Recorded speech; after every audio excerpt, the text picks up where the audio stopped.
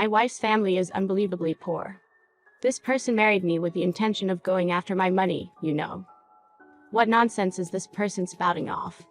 I'm already disappointed with your pathetic personality, and now you're adding insult to injury. If you truly believe that, why don't you be the one to initiate a divorce? My husband's family is so rich. He has lived a privileged life in a large and affluent house since he was a child. In contrast, I grew up in a single-parent family after losing my father at a young age. Although my family home has a large garden, it's quite old, about 50 years.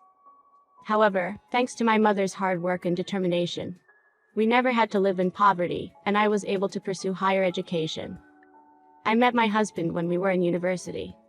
Just as I graduated from university, he proposed to me. I was really concerned because our family backgrounds were so different. I didn't want to cause my husband any trouble because of me. But he reassured me with a sincere attitude, saying, "I don't mind about that at all." When we visited his parents to introduce ourselves, they accepted our marriage without any objection. Things really went smoothly until we got married. I even had the illusion that things would continue like that after marriage. I was really naive. If I had been more discerning about men, I wouldn't have had to go through so much trouble. While we were dating, I perceived my husband as a kind-hearted person who treated everyone equally. However, after we got married, it became clear that he wasn't such a wonderful person. In fact, his understanding of marriage and values were completely different from mine. And I had to realize that the hard way. Let me tell you about what happened during our honeymoon. If the wedding ceremony is an event to become a married couple, then the honeymoon can be considered the first major event as a married couple. Naturally, my heart was filled with happiness. However, at the hotel where we were staying, my husband subtly tried to having a conversation, or rather a decision, about our future finances. After the honeymoon, we were planning to rent an apartment near the station. And he suggested that we split everything, including rent, utility bills, and even food expenses. Currently, there isn't a significant income difference between my husband and me. So I wouldn't have a problem with this decision. But if we're going to live together in the future as a family, shouldn't we consider our incomes and manage everything together while considering the future? And on top of that, he didn't even bother to ask for my opinion. And just said, "I have something to discuss. Please don't approach me with such talks if you're not going to listen to my idea." My husband's talk didn't end there. Furthermore, expenses for maintaining the car, insurance, personal expenses like mobile phones, all should be paid individually. Also, don't change the beneficiary of the life insurance policy you're currently enrolled in. Got it. He said that in a clearly condescending manner. In a way, it could be taken as equal treatment. But for me, who considered a married couple as a unit in shared living, it felt like our status as a couple was being denied. I had generally thought that we would combine our salaries and manage daily life while saving for the future as a family. So being declared separate in everything by my husband was quite shocking.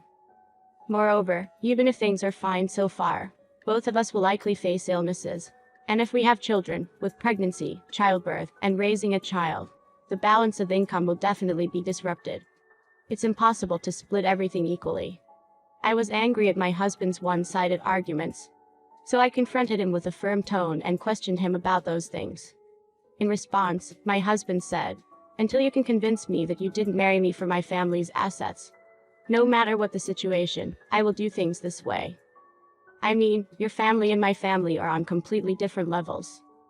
It's only natural for me to be cautious, right?" he said, surprising me with his statement.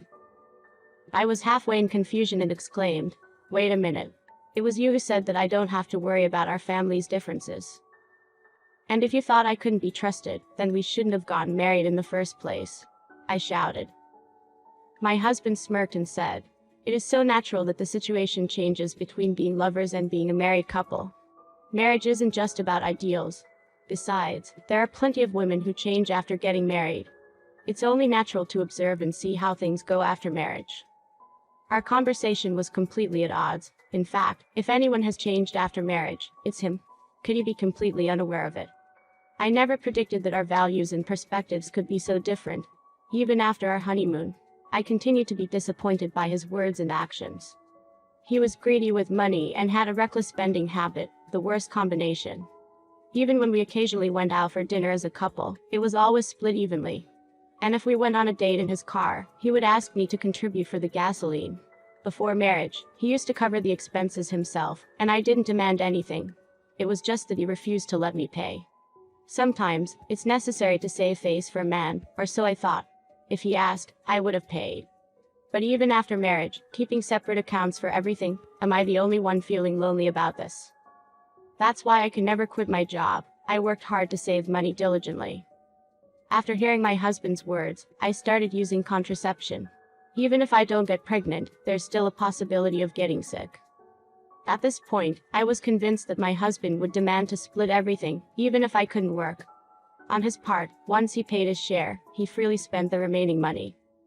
If he fell short, he would even go to his parents' house to ask for an allowance. He's relying on his parents' money, not me. Before suspecting others, he should first reflect on his own actions. I didn't want to continue living like this, so one day, I opened up and said, "Hey, can we even call this married life? I don't feel like I've married you even a little bit." Then, with a mocking smile, my husband responds, "If you don't like that, then hurry up and convince me that you're not just after my family's assets." Still using contraception. It's like you don't intend to become a part of me and my family. I become annoyed and ask a natural question. "So, if I get pregnant, will you change our current lifestyle?" My husband's smile deepens, and he replies, "We'll think about that when the time comes. It's a separate issue from this." What a crazy answer. I can't understand the logic of considering contraception a matter of trust, and then treating pregnancy as a separate issue. And what's worse about this husband, despite splitting the finances equally, he had been pushing all the household chores onto me. I couldn't accept his previous words. So around 2 months after we got married, I made a clear declaration. If you're going to continue with that attitude, then I'll take everything as your responsibility. Take care of your own things, okay? I stopped cooking for him, doing his laundry, and cleaning his personal space. Of course, I also stopped making his lunch, and we had no sex. Of course, my husband complained, but I retorted, "This is what you wanted, isn't it? You brought it upon yourself." We continued in a state that could be called an internal separation in our household for 5 years. I can't help but think how foolish I was, but he's the person I married out of love. He should understand the reason why I'm angry. So I continued to hold on to the faint hope that he would reconsider and return to the man he was before we got married. But I soon realized that miracles don't happen to those who hold such naive thoughts. Finally, my mental state couldn't bear this life anymore, and I decided to get a divorce. I had never talked to my mother about our married life before, but now I felt like I had to tell her everything. She might have realized that things weren't going well, though. It was difficult for me to have this conversation with my mother, but I might bother her in the future, and she is the only family I have, and I didn't have the fortune of a good marriage partner. I was determined to talk it through properly. And so, after talking with my mother, I changed my mind about getting an immediate divorce, and decided to postpone it for a few months. It wasn't because my mother persuaded me not to divorce. In fact, she was in favor of it. She even said she would let me live with her. I just needed to know my mother's schedule, and that's why I postponed the divorce. If I'm going to get divorced anyway, I thought I should seek revenge against my husband, who took away precious time from me. It may be something small, but still. My husband, who doesn't consider my feelings at all, seems completely oblivious to the fact that I've made up my mind about divorce. One day, he casually brings a friend home, and they start drinking together. The slightly tipsy friend suggests, "Why don't you join us, too?" It's troublesome, but my husband says nothing. Apparently, he hasn't talked to his friends about our separation under the same roof. Well, that's expected, isn't it? If everything were told to a third party from the beginning, even a fool would know who would be criticized. If my husband were to talk to his friend, it would only be convenient lies for himself. I didn't want to go along with it, but I know my friend means no harm. So I sit next to my husband and said, "I have something to do. So just one drink." I thought I was being considerate. If my husband hasn't mentioned it, it's better not to give the impression that our relationship is bad. It's convenient for my husband, isn't it? But my foolish husband tramples over my consideration without even noticing. My wife's family is laughably poor. She married me to get my money. Scary woman, isn't she? I seriously considered punching him. Lies, and my husband's delusions are mixed in. I grew up in a single-parent family, and my mother has faced a lot of hardships. However, I have been able to attend university, so we cannot be considered economically disadvantaged. Moreover, the notion that I am after my husband's family assets is a delusion that has persisted for 5 years. Even if he's drunk, he shouldn't say such things in front of me, right? If my husband wants it that way, I say to him, "What delusions are you fostering? If you think I'm after money, why don't we get a divorce? I'll gladly sign the papers anytime. Do you think I would cry and beg if you brought up the topic of divorce? You have absolutely no charm, not a trace of it. The reason I didn't bring up divorce first was that I was waiting for you to become a decent human being again. Well, you've completely betrayed my expectations." And I said it harshly. My husband shouted in a strange voice and hit me. He was drunk, and it was an awkward position, so it didn't hurt much. My friend quickly intervened as well.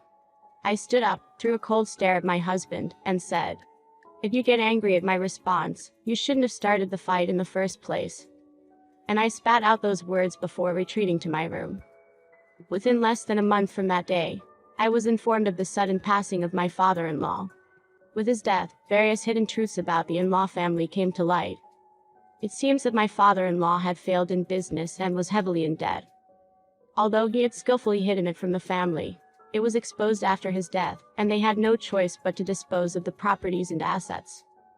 Eventually, my husband received only around $20,000 as inheritance. It was a significant disappointment for him. He had been relying on the family assets and living extravagantly without saving. In a mocking tone, I advised him, "If you don't lower your living standards, you won't be able to survive." In response, he resorted to violence again. This time he wasn't drunk, but when I pretended to get angry and swung a chair, he fled to the bedroom. Afterward, my husband tried to make amends, but it was too late and laughable.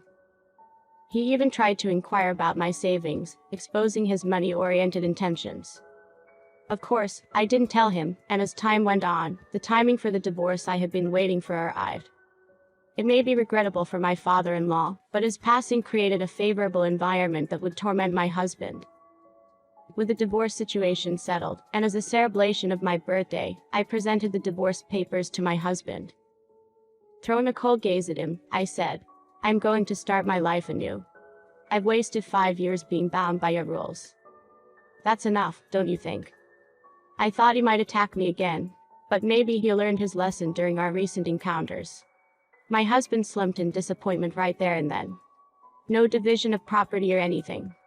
Just a divorce. Surprisingly, my husband readily agreed to the divorce. With the loss of his dependable in-law family, his spirit seemed to have been crushed. What a pathetic person. He used to be so confident as long as he had his in-laws. The divorce alone must have been a sufficient shock to him. But now that my husband is economically declining and left with no choice, there's another thing that brings me joy. The day after I made him sign the divorce papers, I arranged for movers to transport my belongings to my new place. My husband seemed stunned as he hadn't expected me to leave in just one day. I had been preparing for this day for a while. From now on, I'll live with my mother. But not at my parents' house. The land where my parents' house stood became subject to redevelopment. And when I informed my mother of my decision to divorce, they were in the midst of negotiating the relocation. By the time my father-in-law passed away, we managed to sell the property at the desired price. And my mother had already moved to a different place, considering that she would live with me.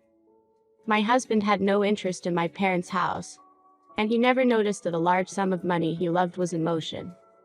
While the movers were handling the belongings, it seems like he wanted to call my mother, but she had already changed her phone number. By the way, my number, which my husband knew, doesn't connect anymore. It has already been changed.